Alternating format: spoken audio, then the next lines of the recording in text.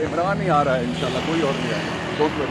Party का तो काम नहीं हो रही है, हर गुजरते लम्हे के अंदर बढ़ती जा रही है, क्या कहना चाहेंगे? कमेंट कर दें सर। मुश्किलात अल्लाह ताला के पास हमारी सबसे जो बड़ा और वाहिद आसरा है हमेशा, और उसने हमेशा हमें सुरखरू किया है। आइंदा भी पाकिस्तान के अवाम और इमरान खान सुरखरू नायल होने जा रहे हैं खान साहब। मैं कह चुका हूँ इस पर। अभी जो केस था ये अपनी नोयत से, इस एतबार से अगवा का सबसे बड़ा केस है फेडरल कैपिटल में, क्योंकि एक MNA सिटिंग उनको पकड़ने के लिए एक उनके भाई को उठाया गया जिनका सियासत के साथ दूर दूर कोई ताल्लुक़ नहीं है। वो बैरून मुल्क मुकीम पाकिस्तानी थे, वहाँ बहुत अच्छी कंपनी के वो एग्जेक्टिव थे, यहाँ भी वो एग्जेक्टिव हैं। एक दूसरा ये कि मैंने मुतालबा किया कि जियो फेंसिंग की जाए, और सारी मिनिस्ट्री ऑफ डिफेंस को भी उन्होंने बुला लिया अगली डेट पे, सेक्रेटरी को और मिनिस्ट्री इंटीरियर को भी बुला लिया है, और उन्होंने कहा कि ये सारा कुछ या बंद कर देना चाहिए या इसको सेफ सिटी नहीं कहना चाहिए, जिसमें इस तरह से 4 बच्चियों की मौजूदगी में बाप अगवा हो जाए और पुलिस कुछ नहीं कर सकी। बाकी जो केसेस हैं इमरान खान की नाअहली के कहा जा रहा है जुलाई में फाइल हो जाएंगे। इमरान ही आ रहा है इंशाल्लाह, कोई और नहीं आएगा। पार्टी का तो काम नहीं हो रही है, हर गुजरते लम्हे के अंदर बढ़ती जा रही है, क्या कहना चाहेंगे? कमेंट कर दें सर। मुश्किलात अल्लाह ताला के पास हमारी सबसे जो बड़ा और वाहिद आसरा है हमेशा, और उसने हमेशा हमें सुरखरू किया है। आइंदा भी पाकिस्तान के अवाम और इमरान खान सुरखरू नायल होने जा रहे हैं खान साहब। मैं कह चुका हूँ इस पर। अभी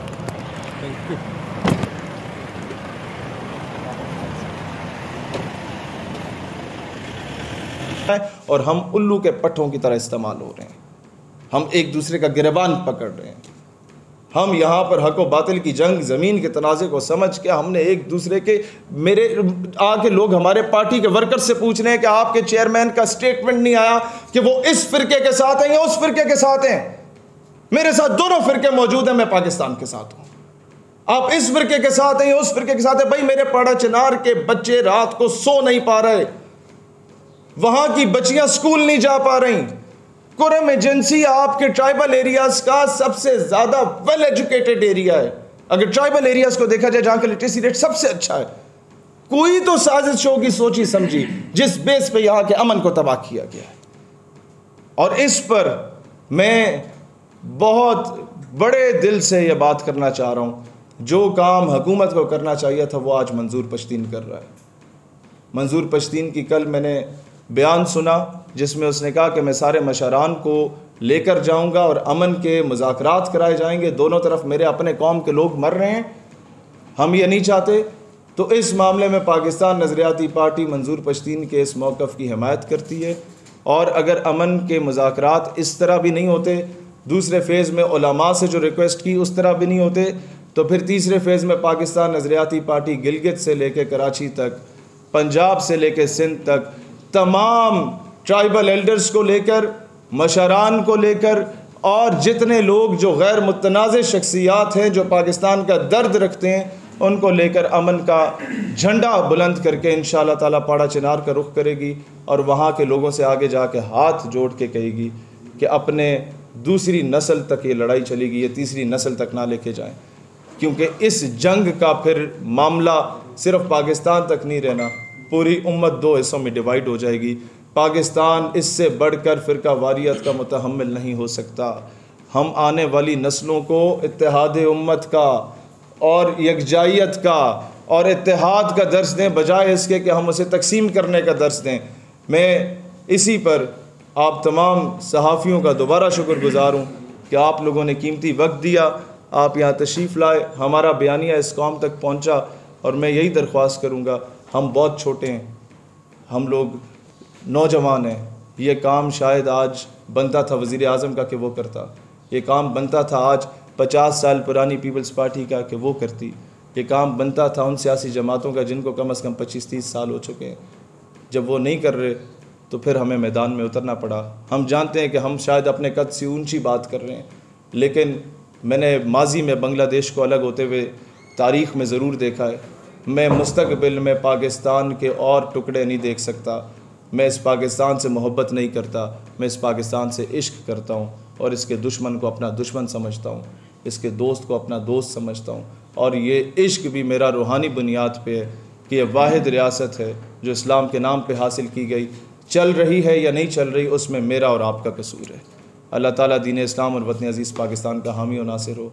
आमीन सुमा आमीन। आप दोस्तों का जो सवाल किसी भी एस्पेक्ट से हो, शेख साहब, सवाल ये है कि वहाँ पर सिक्योरिटी इदारे अपना किरदार अदा कर पा रहे हैं या नहीं। और पारा चिनार के लोगों ने जो पहले एहतजाज किया है उसमें उन्होंने कुछ ऑफिसर्स के मुलव्वस होने का भी जिक्र किया है कि वहाँ के कुछ ऑफिसर्स जो हैं वो ये सहूलत कारी कर रहे हैं। दूसरी तरफ बाढ़ तोड़कर हज़ारों लोग सरहद पार से इस वक्त पाकिस्तान के अंदर आ गए, यहाँ के लोगों को मार रहे हैं। तो हमारे वो लोग जो तहफ़्फ़ुज़ फराहम करने के लिए जो इदारे हैं वो अपना किरदार क्यों नहीं अदा कर? देखिए, इस पर ये शिकायत हमें भी आई।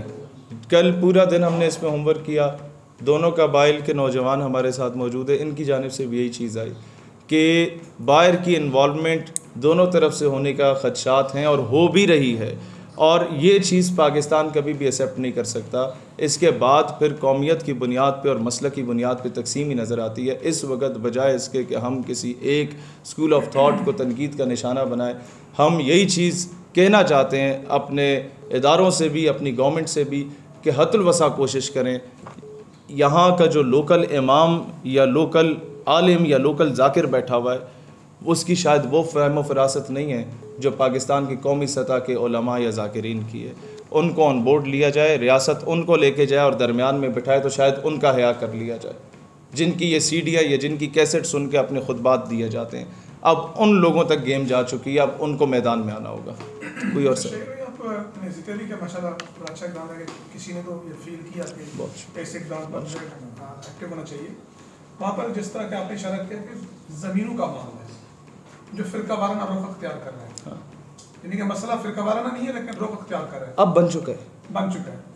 महकमा माल के पास सारा रिकॉर्ड मौजूद। ये रियासत अगर अपना मामला खुद हल करे और फैसला करे तो ये मेरा इस नौबत भी। सर मुझे बताया, मैं अभी बेल करा के आ रहा हूँ अपनी, और मैं एक चीज़ आपको सिर्फ बताना चाहता हूँ, इनडायरेक्टली बता रहा हूँ क्योंकि मेरा मुकदमा अभी चल रहा है, और 3 साल मुकदमा पुराना जो फ्रांस के मामले में था वो अभी दोबारा मुझे पता चला कि वो FIR अभी रहती है जो खारिज करानी है हम लोगों ने। मैं समझता हूँ कि अब अलमद के कमरे में भी एक कैमरा उसके मुंह पे लगा होना चाहिए, जज के तो सामने लगा होता है, और जो साथ रीडर बैठा होता है ना, एक उसके मुंह पे भी कैमरा लगना चाहिए। आप मेरी बात को समझ चुके होंगे कि महकमा माल के क्लर्क से लेके ऊपर तक सब के ऊपर कैमरे लगे होने चाहिए, उनके फ्रंटमैनों के भी कैमरे लगे होने चाहिए, उनकी कॉल के रिकॉर्ड्स भी पता होने चाहिए। इनके 4,000-6,000 रुपये के कमीशन के पीछे 2 कबीले आज लड़ रहे हैं। ये मामला यहीं से स्टार्ट होता है।